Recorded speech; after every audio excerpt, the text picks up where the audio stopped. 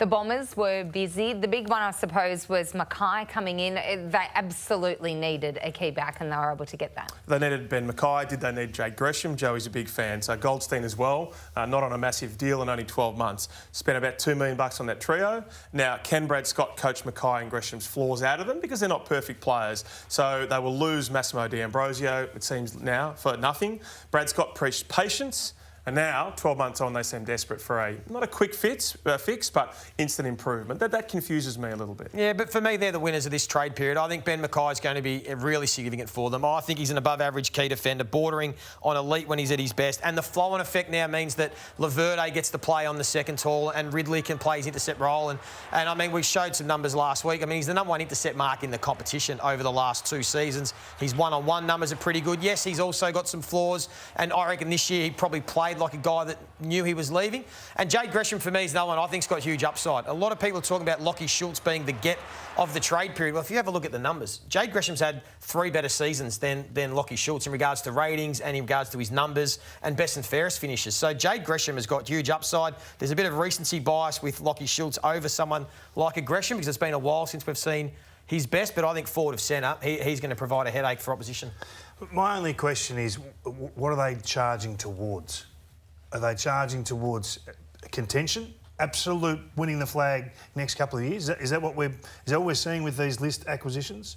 Absolutely. Or are they? Well, Mackay and Gresham are 25, 26, so they've got 5 years in them. So they've got to get finals first, get over that hurdle, and build a list that's a top 14. Yeah, the reason why I say that is because the top 30 picks that I talk about, 2017 there's none left, 2018 there's none left, 2019 there's none left. So there's a void coming, and it's coming quicker than you think.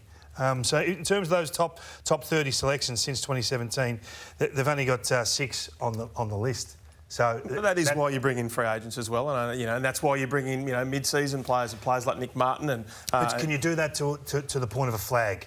And that's what worries me. Have they got the absolute game breakers already? And that's why the importance of Perkins and Cox and Reid, that draft is so critical to what this list does, because you can fill spots everywhere with these types of selections in the off-season.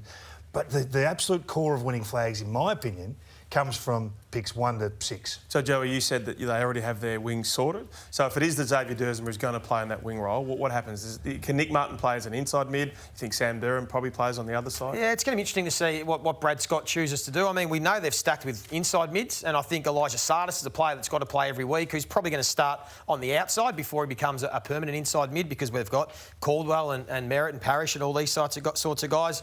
I think they've got lots of pieces. I think that they should be, for me, they should be playing finals next year. I think they're in the right spot. You know, the McGraths and these guys have got to continue to go to another level, and Redmond. I think they do have enough talent. There's just something that hasn't quite clicked with them culturally that's been spoken a lot about. But I think the time's come next year. Well, I think Mackay, if Mackay's his biggest benefit is making Ridley All-Australian. Yep. That's simple as that. Yep. Same as the Zerk Thatcher discussion with what he brings for Radigalia and obviously Lear. So he's the flow-on effect, the domino effect of what he provides. It has to be seen. They have to have Ridley in All-Australian discussion at the midpoint of the year for this to be a success. We're going to have a closer look at Port Adelaide, Ralphie. We know that they need to do something on this trade period. They're close, but they're not quite a premiership side yet. That's right. So D'Ambrosio picked 61 and a future 4th. That paperwork went through at about 7:43, so I think they just got in before the deadline.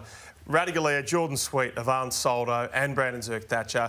He averaged a goal and 8 hit-outs a week, Soldo, as I said, so an impressive ruckman there. The question to you, what does Ken Hinkley need to do to keep his job, given that he wants for nothing, or are they giving him a 2-year contract and Ken's our man until whenever it might be? Not again. Well, we're starting on Kenny already. In October. There'll be pressure on. He brings his... you know what? They lost their 2 finals by a combined total of 71 points. There's always pressure when you're coaching at AFL level. So it's there. It's still there because you haven't achieved. You haven't made the grand final. But in fairness to Ken, the warts were obvious for all to see. They would have known this 12 months ago, that they're one key defender short. When Jonas is not quite there, when Cleary's not quite there, it hits home hard that there's a lack of stability down back. They paid a heavy price for that. in all the major games this year. I'll look at that game against GWS.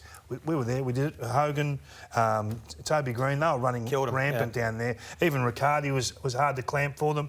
So I look at that back six now, and instead of it being McKenzie and Aliir and then asking Bergman to play a bit taller or Burton to play a bit taller, you end up with Aliir and Zirk Thatcher, and you say, right, we can't be beaten by what the opposition throw at us immediately. This is the best opportunity that Ken has right now, in my opinion, given the stocks they've got down back. And the one expense that does come at the expense of some draft picks. So their first pick now this year will be 38 and 44.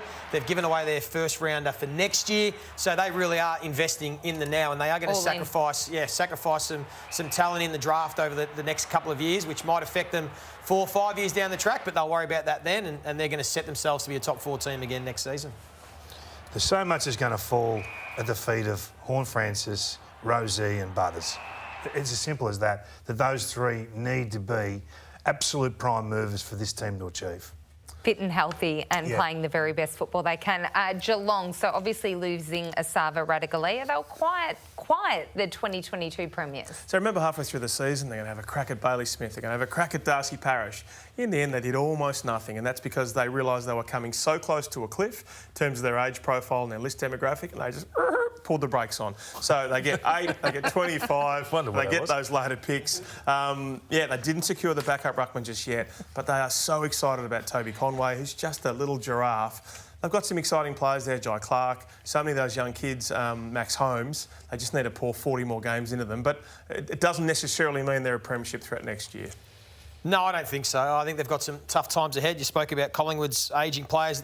Geelong has still got 11 players that are going to be 30 plus going into next year, and at the same time they're going to have to blood some of these kids they've got now. Shannon Neal might be another one they've had on the list for a couple of years that's had a little bit of a taste, but I think I feel it's going to be tough going for the Cats for the next couple of years.